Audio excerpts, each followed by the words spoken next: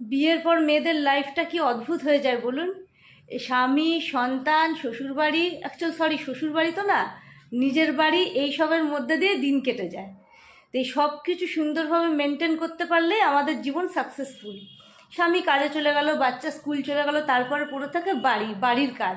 সুন্দর করে বাড়িঘর সাজানো, বাড়ির সমস্ত কাজকর্ম করা, সে ঘর পোছা, বাসন মাজা, রান্না করা, যা কিছু হয় ওটা আমরা খুব ভালোবেসে করি। তারপরেই ঘর গোছানো। কিন্তু একটু থেকে একটু কোনো অসুবিধা হলেই শ্বশুরবাড়িতে প্রথম কথা ওঠে, বউ বাইরের, পরের বাড়ির মেয়ে। আর পর কখনো আপন হয় না, এই জিনিসটা আপনাকে খুব ভালো করে বুঝিয়ে দেবে স্বামীরা। বাইরের লোক তো বাদ দিন, তারা তো পর।